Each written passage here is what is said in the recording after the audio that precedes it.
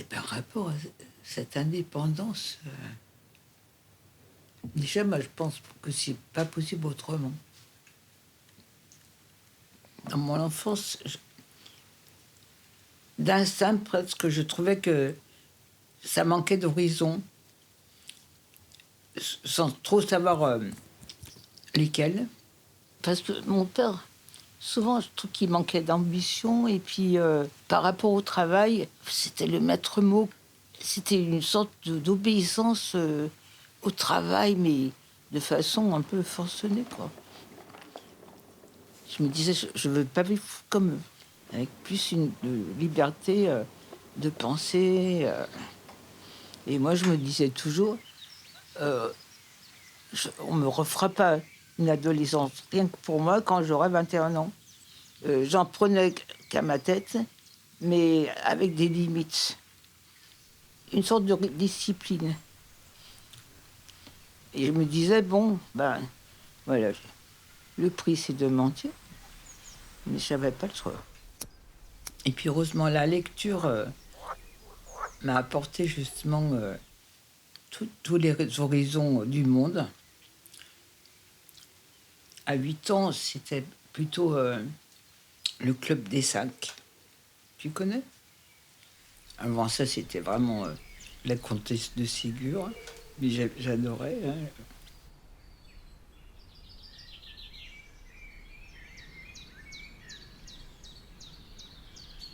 J'ai trouvé un coiffeur, un Italien, qui coupait bien les cheveux. Et je me suis dit, bon, je vais me faire engueuler, mais une fois que ce sera coupé, ben voilà. Il faudrait savoir la sortie du film de Jane Seberg et Belmondo, À bout de souffle. Parce que c'est exactement à ce moment-là. C'est sûr qu'après, moi, j'ai jamais eu les cheveux. Non. Mais à l'époque, ça se faisait pas, surtout dans les milieux modestes et ouvriers, quoi. Ça faisait les gens qui en ont rien à foutre des autres, ou une sorte de liberté, mais ce qui n'était pas faux. Hein.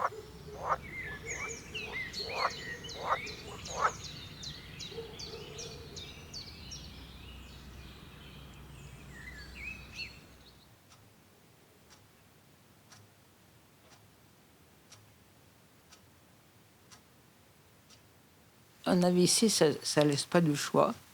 Surtout, celui-ci était quand même un peu massif, quand même.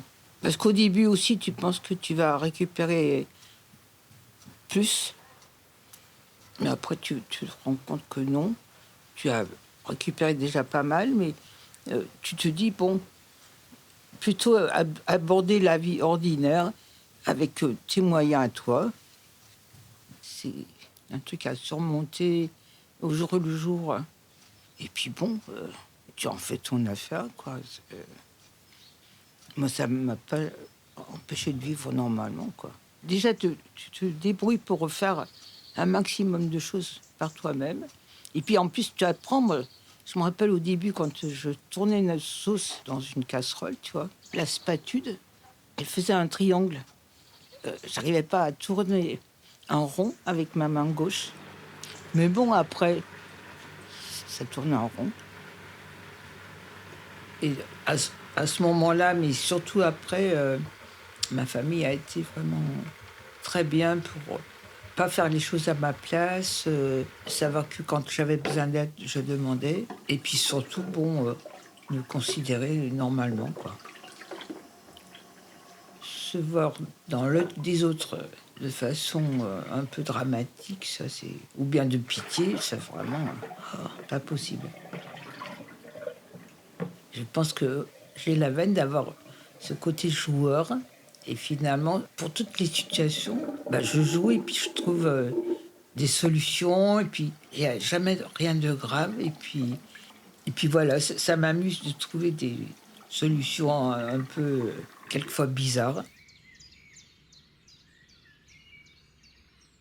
Bon, alors, avec toute cette gorge, moi, je le fais vivre en rond en le passant par les pieds.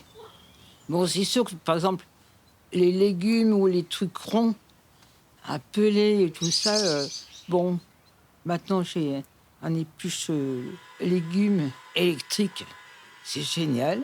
C'est sûr que les trucs ronds, tu peux tortiller comme tu veux. Il n'y a pas de prise. Les carottes, c'est pas pareil. Les carottes, c'est un légume ami, tu vois. Puis maintenant, chaque fois qu'il m'arrive encore un truc qui diminue encore mes capacités, tu vois, moi, la première chose que je fais, c'est de monter l'escalier qui grimpe à la salle de bain ou à ma chambre pour voir si je peux encore vivre dans cette maison. Et pour moi, c'est toujours victoire si je peux, quoi. Bon, vivre toute seule. Il y en a qui sont mariés, mais qui vivent encore bien plus seuls que moi. Compte tenu de tout, j'ai plus envie de rien du tout. Bon, d'amitié, d'affection, des trucs comme ça. Je veux dire que j'ai donné, mais avec plaisir. Mais ça me manque plus du tout. Et puis bon, vraiment, il y a quand même pas mal de gens qui m'entourent. Mais bon, moi, j'ai pas peur de la solitude non plus. Mais bon, ceci dit, j'ai quand même beaucoup besoin des autres aussi, mais je pense pas être une charge.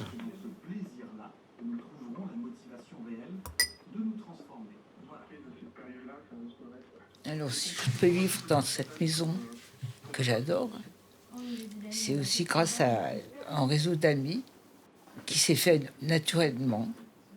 Alors évidemment, avec des échanges, de l'écoute de ma part, des petits cafés, un verre, un petit cadeau, des petits services. On s'aperçoit même pas que c'est de l'aide, quoi. Ça s'inscrit naturellement. Donc, quelquefois, un contretemps, j'en ai aussi.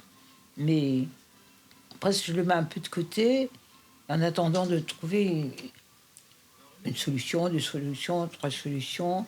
Enfin, pour moi, c'est vraiment simple. Et c'est pas que je sois la plus forte de toutes, hein, surtout pas. Mais quelquefois, quand même, presque je me fais rigoler toute seule. Parce que je me dis, mais vraiment, du point de vue de la marche, je suis comme un petit oiseau blessé sur une branche, tu vois. Mais en même temps, je me sens avec une force pas possible, tu vois. Ma devise, moi, de toujours, c'était ne pas s'en faire sans s'en foutre. De l'importance aux choses, mais de toute façon relative quand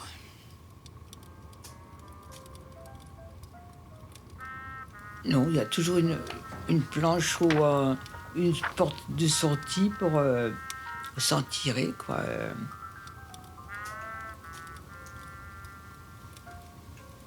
Tant que je suis dans un espace réduit avec des points d'appui, je fais la mariole. Mais dès que je suis en terrain découvert, ça se complique. Oh, mais c'est souvent que je fais la mariole. Bon, quelquefois, je suis quand même pas sûre du résultat non plus, hein. Même si ça rate, je sais que c'est pas grave. Je recommence. Presque chaque pas que je fais, il faut que je le contrôle, quoi. Même moi, je l'oublie. Donc, quelquefois, c'est un peu la chute assurée, quoi. Mais en fait, c'est une sorte de chorégraphie, hein.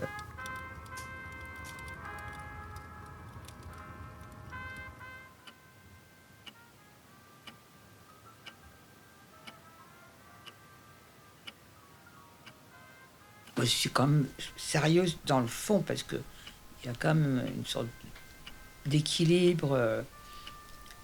Mais je crois que je suis quand même pas sérieuse en plein, hein. Avec un peu de folie dans ma tête. Mais bon, nécessaire.